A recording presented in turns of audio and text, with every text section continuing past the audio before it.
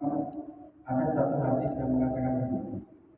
Anna Rasulullah sallallahu alaihi wasallam qol man hafiza ala ummati arba'ina hadisan min amalihima ba'asahu yawmal qiyamah fi suratul fuqaha al-ulama.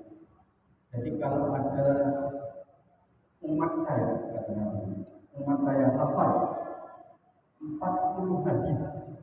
Nah ini pas Arba'in Nawawi ini 40 hadis, tapi jumlahnya yang full itu 42 hadis. Kalau kita ngaji, kita Arba'in Nawawi ini, jadi misalkan nanti satu pertemuan kita, ya siapa tahu kita bisa hafal satu hadis dan 40 kali pertemuan, 40 kali pertemuan kita bisa hafal 42 hadis. Tidak usah melihat diri kita siapa. Tapi yang jelas kami kemudian mengatakan Barakallahu yawmal qiyamah fi sunnatil fuqaha. Kalau kita hafal 40 hadis maka suatu saat Allah akan membangkitkan dia di hari kiamat itu bersama orang-orang fuqaha dan ulama. Pasti kumpul dengan orang-orang fuqaha. Pasti kumpul dengan para ulama. Jadi kalau kita hari ini di dunia itu tidak bersama atau tidak menjadi seorang ulama, tidak menjadi seorang fuqaha, gampang. Cukup hafalkan 40 hadis saja, insya Allah suatu saat kita akan menjadi seorang fuqaha dan kita menjadi seorang ulama di akhirat nanti. Siap nggak? Siap. Jadi enak. Umat Nabi Muhammad itu paling enak. Garansinya itu banyak untuk masuk surga. Maka kalau ada umat Nabi Muhammad itu pesimis dan untuk masuk surga dan dia memiliki keyakinan untuk masuk neraka, itu luar biasa untuk belajar, Karena dengan hafal yang seperti ini saja sudah dijamin untuk masuk surga. Dan orang-orang fuqaha dan ulama itu pasti masuk ke dalam surga yang Allah Subhanahu wa taala. Tentu dengan seizin Allah. Bapak Ibu yang dirahmati Allah, kita ngaji ini, ngaji begini ini sudah bagus. Tanpa kita, tanpa buku, tanpa moket, itu sudah bagus. Tapi alangkah lebih banyak kemudian ketika kita punya moket. Ada dasarnya ketika kita ngaji tidak menggunakan buku, tidak punya kitab, tidak bawa moket. Ada. Seperti yang didahulukan Nabi Muhammad kepada Ibnu Mas'ud itu. Beliau bersabda begini, ya Ibnu Mas'ud, dulu saka saat dan majlis ilmi, di majlis ilmi tamasuk qalaman wala taktubu harfan khairun min al-firqati. Hai Ibnu Mas'ud, dudukmu sebentar di majelis ilmu, sekalipun tidak bawa pena, tidak menulis satu huruf pun dari kajian itu, khairun min al-firqati, itu lebih baik dari memerdekakan 1000 budak. Itu pahalanya. Entah berapa kalau kita menghitung pahala itu, karena kita tidak mampu untuk menghitung pahala. Dalam beberapa kitab juga di dalam kitab Ihya itu juga disebutkan ditutup oleh Imam Al-Ghazali, Hudur Majlisul Alim Abdul min Alfi Sholat Rakaat. Jadi hadir dalam sebuah majelis ilmu ini saja, asalkan betul-betul kita mencari ilmu, Abdul min Alfi Sholat Rakaat, lebih baik daripada 1000 rakaat yang kita lakukan. Tapi itu sholat sunnah. Dan kita memiliki kalau jenengan enggak, kalau saya sendiri belum kuat untuk melakukan 1000 rakaat dalam malam. Kalau jenengan mampu itu lebih baik. Nah, karena saya tidak mampu untuk melakukan 1000 rakaat dalam satu malam itu, maka saya lebih sering untuk hadir dalam majelis ilmu. Itu dasar yang kemudian kita gunakan kenapa kita penting untuk memiliki satu kajian di dalam sebuah masjid. Bapak Ibu yang dirahmati Allah, ini hadis pertama. Hadis pertama itu tentang niat. Ini saya kembali. An Amirul Mukminin, dari Amirul Mukminin, Amirul Mukminin Abi Hafs. Jadi namanya, julukannya itu adalah Abi Hafs. Siapa nama aslinya? Umar bin Khattab. Umar bin Khattab. Jadi kalau ada orang mengatakan Khalifah Umar, itu enggak di dalam hadis, di dalam orang-orang hadis, orang-orang ahli hadis. Umar itu tidak mau dianggap sebagai khalifah. Pengganti Rasul itu enggak mau. Khalifah Rasul itu enggak mau. Yang berhak dari 4 sahabat yang berhak untuk menyandang kalimat khalifah itu bahasa Sayyidina Umar, hanya Abu Bakar. Sehingga kemudian ketika Sayyidina Umar itu menggantikan Abu Bakar menjadi pemimpin, maka Sayyidina Umar mengatakan, jangan panggil saya khalifah, cukup Abu Bakar saja yang menjadi khalifah. Berat menjadi pengganti Rasul itu. Karena menjadi pengganti Rasul itu bukan hanya sekedar mengganti posisi, tapi juga harus memberikan keteladanan yang luar biasa dalam kehidupan. Nah ini yang kemudian Sayyidina Umar mengatakan, jangan panggil saya khalifah. Terus mau dipanggil apa? Maka muncullah dari sahabat itu, gimana kalau Amirul Mukminin saja, pemimpin orang mukmin? Boleh, nggak apa-apa. Sehingga kemudian setelah Sayyidina Umar, Utsman, Sayyidina Ali tidak lagi dipanggil sebagai khalifah Rasul dalam kalangan muhaddisin, tapi selalu dipanggil dengan Amirul Mukminin, pemimpin orang mukmin.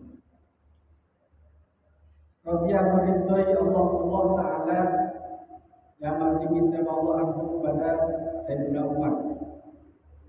Qala, berkata siapa Sayyidina Umar, sami untuk mendengar saya Rasulullah kepada Rasulullah Sallallahu Alaihi Wasallam yaqul. Nah ini kalau mau dihafalkan. Sami untuk Rasulullah Sallallahu Alaihi Wasallam yaqul. Semua hadisnya paham. Innamal a'malu binniyat, innama sesungguhnya sesuatu al-amalu, pekerjaan apapun itu binniyati, disebabkan karena niat. Maka titik tekan di dalam satu kalimat ini, innamal a'malu binniyat, titik tekannya adalah niat. Kalau niat kita itu baik, maka kemudian insya Allah akan mengerjakan sesuatu yang baik. Begitu juga ketika kita memiliki niatan jelek, pun juga akan muncul pekerjaan-pekerjaan yang jelek. Apa itu niat? Nah, niat itu adalah qasdus sa'i wal azimah ila fi'lihi. Memiliki keinginan sesuatu, keinginan terhadap sesuatu, tujuan, orientasi hidup, keinginan sesuatu. Tapi ingat bahwa keinginan itu wal azimah ila fi'lihi, dan kita mampu untuk mengerjakan itu. Jangan membayangkan saya memiliki niatan 2025, 2026 nanti saya akan jadi presiden. Itu kan niat saja nggak apa-apa, nggak begitu. Tapi niat itu juga harus realistis. Maka kemudian niat yang tidak dibarengi oleh kemampuan dalam melakukan itu kemudian disebut dengan tamanni, hanya sekedar angan-angan saja. Itu innamal a'malu binniyat. Selanjutnya kemudian wa innamal likulli imri'in ma nawa. Wa innama, dan sesungguhnya sesuatu likulli imri'in, segala perkara, ma likulli imri'in itu manawa, sesuatu yang diniatkan. Akibat dari, jadi kalau beberapa orang kemudian mengartikan dua kalimat ini sama, padahal ini berbeda. Kalau innamal a'malu binniyat itu adalah sesuatu yang pekerjaan itu harus didasari oleh niat dulu. Tapi wa innamal likulli imri'in ma nawa itu perbuatannya sudah terjadi, sekalipun tanpa niat pernah Bisa terjadi. Sama dengan ketika jenengan ke sini tadi, jenengan ke sini pergi ke masjid untuk menunaikan sholat maghrib, kemudian kajian terjadi di sini, nggak niat ikut kajian, tapi karena ada kajian kemudian terjadi. Jadi perbuatan baik yang dilakukan oleh manusia, sekalipun tanpa didasari oleh niat, itu tetap akan dikatakan sebagai pahala oleh Allah, bukan saya, oleh Allah. Nah, itu niat. Maka dalam kaidah fikih, kemudian dalam pandangan orang-orang fuqaha disebutkan niat itu, kalau ulama Syafi'i itu niat itu sah. Sama sholat tanpa niat boleh? Boleh nggak? Wudu tanpa niat lah, nggak usah sholat. Sah nggak?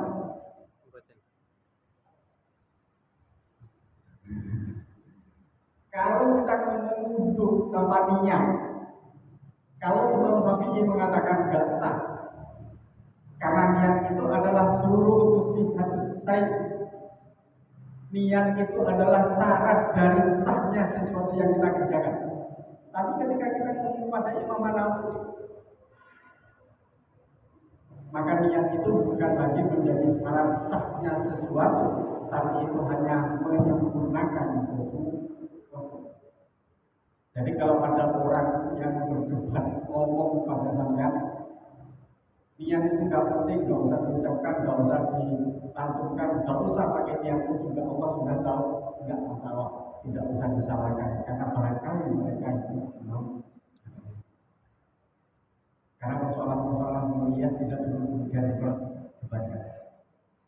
Itu kalau kita ngomong innamal a'malu binniyat wa innamal likulli imri'in ma nawa. Apa lagi? Hal? Ayo bareng-bareng. Innamal a'malu binniyat wa innamal likulli imri'in ma nawa. Dihafalkan, biar hafal 42 hadis. Faman kana hijratuhu, faman barang siapa man hijratuhu, hijrahnya man itu ilallah wa rasulihi, kepada Allah dan Rasulnya. Fa hijratuhu ilallah wa rasulihi, maka hijrahnya itu pasti akan kepada Allah dan Rasulnya. Orientasi hidup kita kalau kemudian kita orientasinya kepada Allah dan Rasulnya, maka pasti pekerjaan yang kita lakukan itu senantiasa berdampingan dan bersama dengan Allah. Maksudnya bersama dan berdampingan dengan Allah, bersama dan berdampingan dengan aturan-aturan yang ditetapkan Allah, pun juga bersama dengan aturan-aturan yang ditetapkan oleh Nabi Muhammad.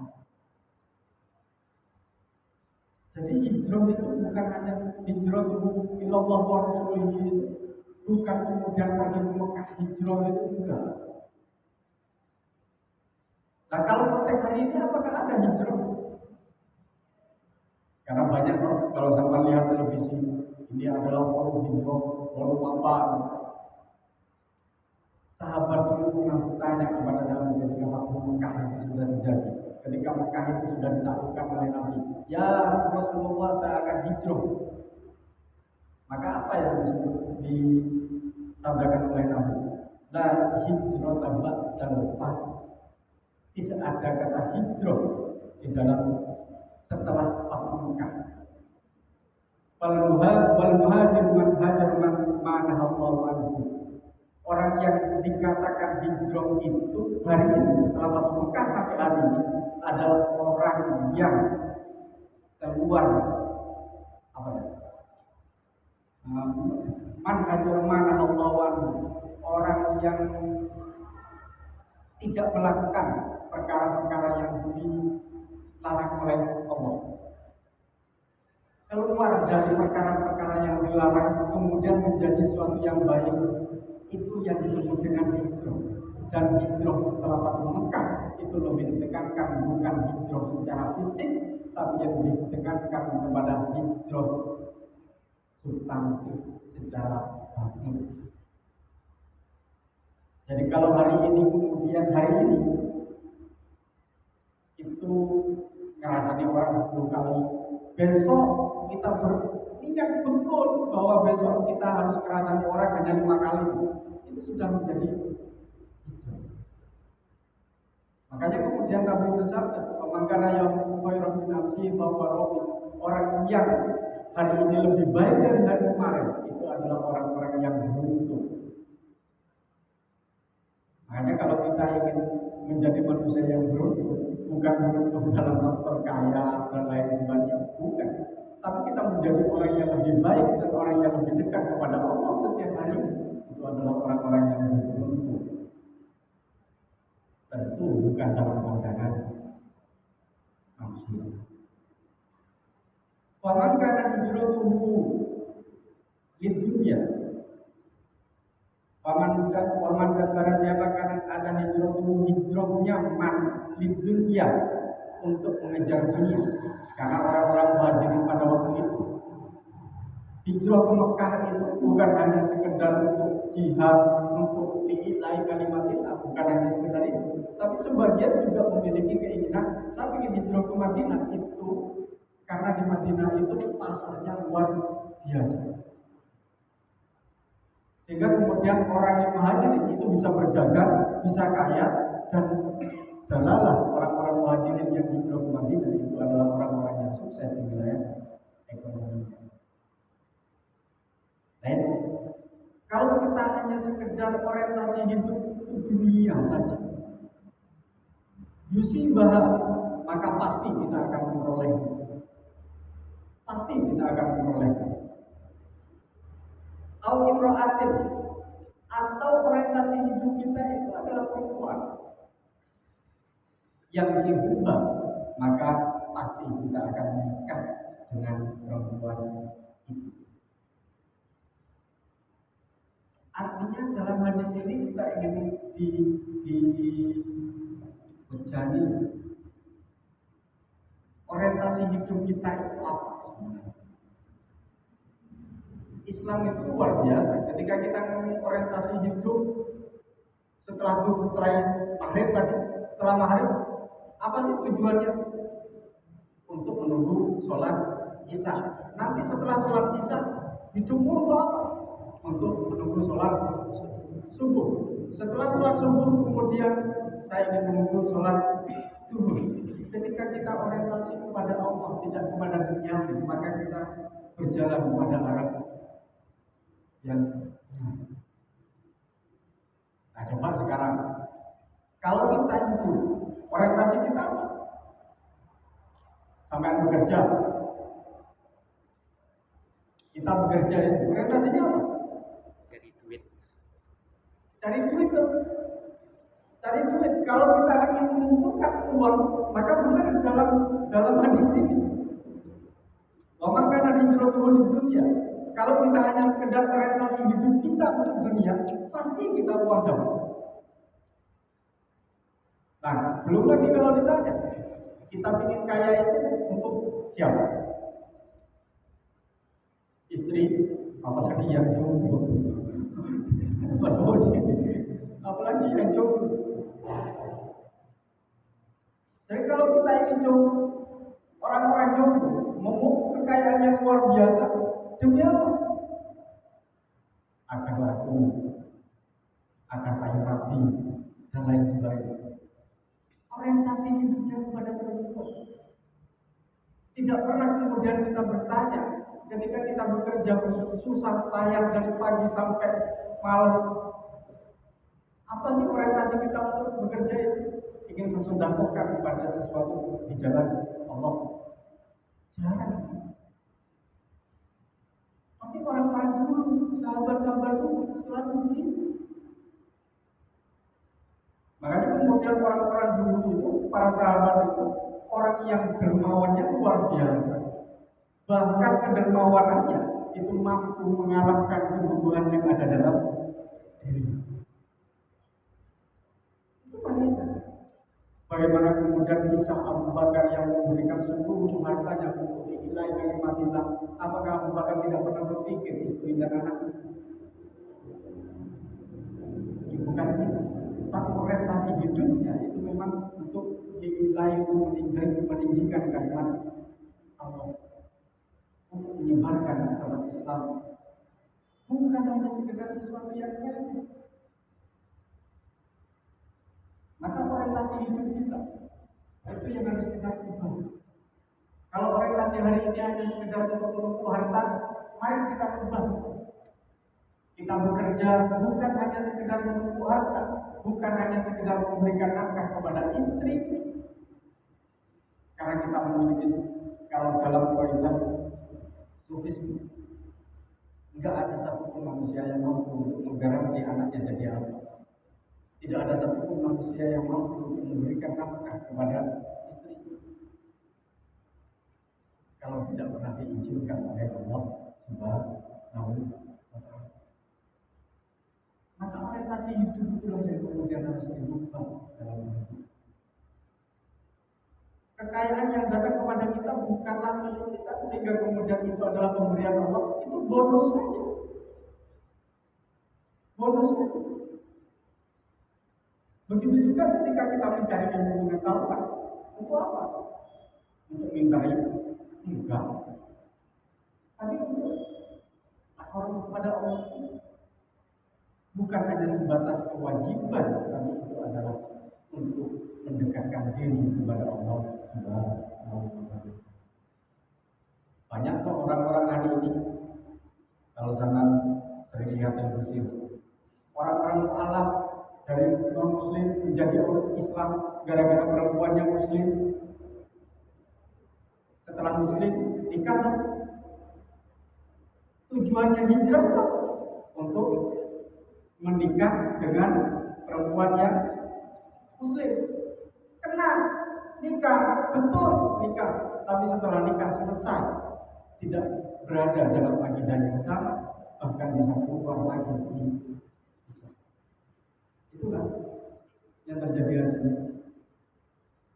Nah, hijrah itu adalah bagaimana kemudian kita memperbaiki diri kita dalam setiap hari. Introspeksi itu penting. Makanya untuk introspeksi diri kita, kira-kira kalau dalam hukum fikih yang disebut dengan zakat itu kan hanya 2,6%. Kira-kira kalau kemudian kita mendapatkan rezeki, berapa prosentase yang diberikan kepada diberikan di jalan Allah?